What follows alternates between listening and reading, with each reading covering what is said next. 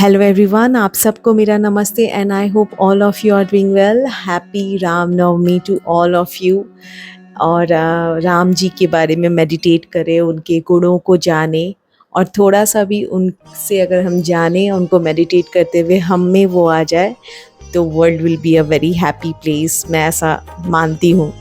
और रामचंद्र जी थे, नहीं थे, और रामायण, वाल्मीकि रामायण के तथ्य के बारे में मैं कुछ नहीं कह सकती। Much is going on on social media कि वो है नहीं है, लेकिन obviously I would want to meditate on him, the kind of person he was.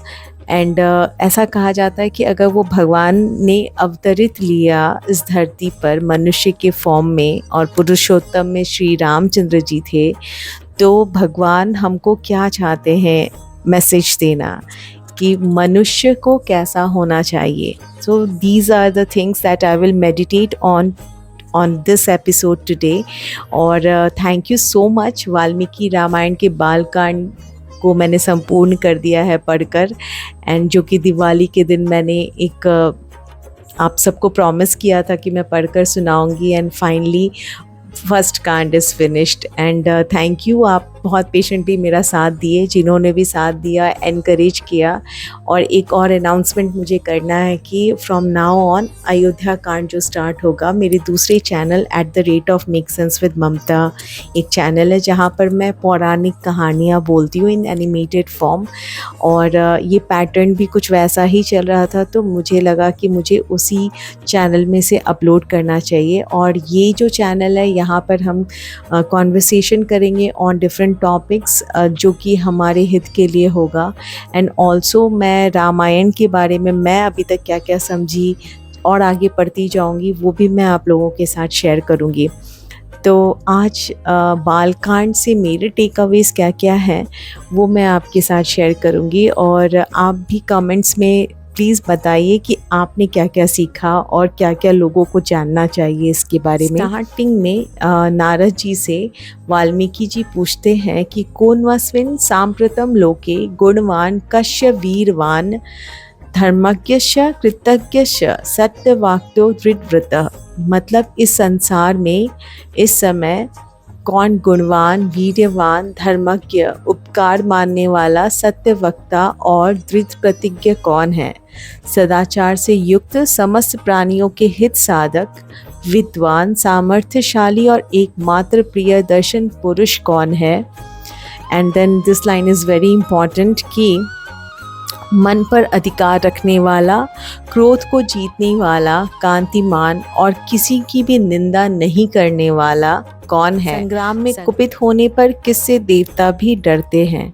इस पर नारद जी कहते हैं कि इक्ष्वाकु के वंश में उत्पन्न हुए एक ऐसे पुरुष हैं जो लोगों में राम नाम से विख्यात हैं। वे ही मन को वश में रखने वाले, महाबलवान, कांतिमान, धैर्यवान और जितेंद्रिय हैं। तो बालकांड में बेसिकली यहाँ से स्टार्ट होता है कि पुरुषों में पुरुषोत्तम अगर श्री राम हैं तो क्या क्वालिटीज़ होने चाहिए, जो कि अभी मैंने आपको हाल में अभी पढ़ के सुनाया। और so a person should be like this, उसमें ये चरित्र होना चाहिए, उनका कैरेक्टर ऐसा होना चाहिए।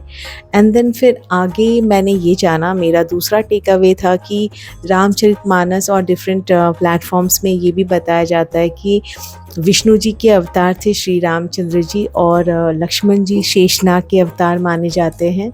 लेकिन आप वाल्मीकि रामायण में जानेंगे कि सारे जो चारों भाई थे वो एक प्रसाद, जो एक कटोरे में खीर जो था, जिसमें जो तत्व था उसको को डिस्ट्रीब्यूट किया गया था, और विष्णु जी के ही वो अवतार थे। Like potency was different, like कि आधी खीर कौशल्या माता ने खाई, तो वो जो विष्णु जी का फुल तत्व था उसमें मैक्सिमम जो था वो श्री रामचंद्र जी में आया। एंड देन फिर बाकी का खीर जो है सुमित्रा को दिया गया, सुमित्रा जी ने थोड़ा सा लिया और फिर केकई माँ को दिए, और केकई जी ने फिर थोड़ा खा के वापस सुमित्रा को दिया। तो दैट्स हाउ इट हैपेंड। तो चारों भाई जो थे वो विष्णु जी के ही अवतार थे एज़ पर वाल्मीकि रामायण। फिर तीसरा टेक अवे था कि मैं बार-बार यही सोचती थी कि जो भी है जो महान ऋषि मुनि थे जैसे विश्वामित्र एंड एवरीवन, वो बार-बार राजाओं के पास या क्यों आते थे कि आप आइए और फलाना राक्षस हमें परेशान कर रहा है तो आप उसे मार भगाइए। तो मैंने इसको पढ़ते के टाइम में मैंने एनालाइज़ किया, मेरा ये टेक अवे है कि कि आप जब कोई एक्शन लेते हो तो उसका एक रिपरकशन होता है। अगर आपको कोई डिस्टर्ब कर रहा है और आपने क्रोध में कोई एक्शन लिया, तो आपका सारा जो एक्ट है ना वो नलिफाई हो जाता है।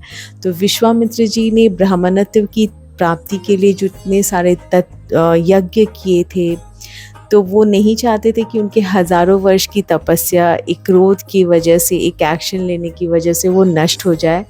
और उस वक्त क्षत्रियों का ये धर्म था कि वो अपनी प्रजा की रक्षा करे, तो वो सीधा रामचंद्र जी के पास और दशरथ जी के पास गए अपना प्रॉब्लम लेकर के, और उन्होंने ये सब सारा चीज़ किया। तो उसमें ये मेरा टेक अवे ये था कि आप कोई भी कार्य करते हो, विश्वामित्र जी का मैक्सिमम इसमें वर्णन दिया हुआ है, रामचंद्र जी का भी है कि अहिल्या का उन्होंने उद्धार किया, टाटका का वध किया एंड एवरीथिंग। फिर वो विश्वामित्र जी के बारे में पूरा डिटेल में बताया गया है कि वशिष्ठ जी के साथ कामधेनु के ऊपर उनका एक फ़ाइट होता है, एंड देन वो राजा थे और राजा से राजर्षि बने, फिर वो महर्षि बने, फिर उन्होंने ब्राह्मणत्व की प्राप्ति की। तो उसके लिए उन्होंने हज़ारों वर्ष तक उन्होंने तपस्या करी। It's not easy. और बहुत बार इंद्र यानी हमारी इंद्रियां, उनको डिस्ट्रैक्ट करने के लिए कभी मेनका के फॉर्म में भेज देते थे, जहाँ पे हम विश्वामित्र और मेनका की स्टोरी सबको ही जानते हैं, बहुत ही फेमस है। और वहाँ पर वो काम की भावना से डिस्ट्रैक्ट होते हैं, एंड देन अगेन उनका जितना कर्म किया हुआ है वो पूरा पीछे चला जाता है। फिर उन्होंने फिर माफ़ी मांगते मेनका से और उनको वापस भेजते हैं। उसके बाद फिर रंभा आती है, again he gets angry over her on her, and उसके बाद फिर उसको श्राप देते हैं। फिर उनका जितना तप था वो फिर नीचे चला जाता है। Again he does and he realises कि आपको क्या चीज़ सता रहा है। आपको क्रोध आ रहा है तो आपको टेक डाउन करेगी, आप में काम की भावना आ रही है, आप में ईर्ष्या आ रही है, लोभ आ रहा है, तो आपका आत्मा आपको बताते चला जाता है। तो अगर आप इन सब चीज़ों से धीरे धीरे करके मुक्त होते हैं, then your soul become stronger.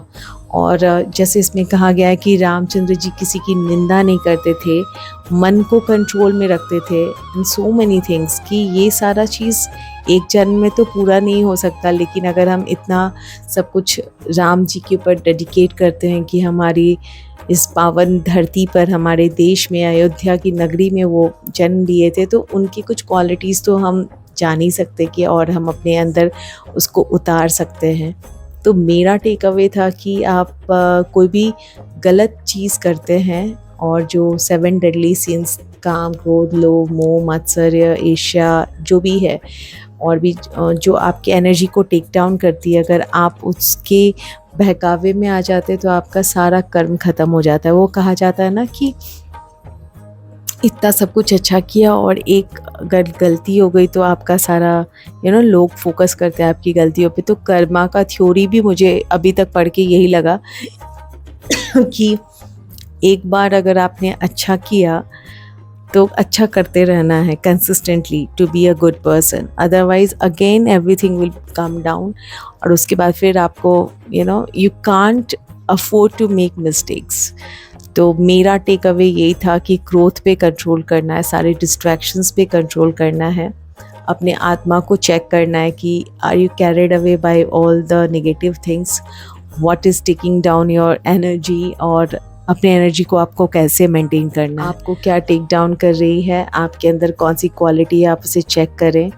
और थोड़े बहुत हम रामचंद्र जी के जैसा बनने की कोशिश करें। हाँ, एक और इसमें एक प्रसंग ये भी मैंने देखा कि जहाँ पर परशुराम जी आते हैं, और एक फैक्ट तो रामचरितमानस में है शायद कि वो जब स्वयंवर हो रहा होता है तभी वो आते हैं और धनुष जब टूटता है। और वाल्मीकि रामायण में कि जब उनका ब्याह हो जाता है रामचंद्र जी का और उसके बाद वो अयोध्या जा रहे होते हैं तो ऑन द वे परशुराम जी उनको मिलते हैं और उनको रोकते हैं और कहते हैं कि मेरे पास ये दूसरा धनुष है, अगर इसको भी तुमने तोड़ दिया तब फिर मैं मानूंगा कि तुम विष्णु के अवतार हो, नहीं तब मैं तुम्हें मानूंगा और मैं तुम्हें फिर फाइट एक डुएल के लिए चैलेंज करूंगा। और उसके बाद Ramchandra ji loses his patience, वो कहते हैं कि आप जो है ना, अब मैं अपने पिताजी की वजह से, उनके सम्मान की वजह से मैं आपकी इतनी सारी बातें सुन रहा था and I am just going to like finish you. और आपका जितना आपने शक्ति अर्जित की है वो मैं सब ख़त्म कर दूंगा। And then Parshuram ji realises कि ये तो विष्णु के अवतार हैं और माफ़ी मांगते हैं और बोलते हैं कि मेरे अंदर जो वो पावर है कि अपनी मन की शक्ति से मैं यहाँ वहाँ जा सकता हूँ, प्लीज़ आप उसको मत लीजिए, बाकी सब आप वो कर दीजिए, फिर मैं मंदराचल पर्वत में जाकर तपस्या करूँगा and then again I will get all those virtues back. तो यही है कि आपको घमंड नहीं करना है। यही सब मैंने सीखा बेसिकली बालकांड में। This was my takeaway and आपका टेक अवे क्या था आप बताइए। And wish you again a very very happy Ram Navami. जय श्री राम। जय श्री राम।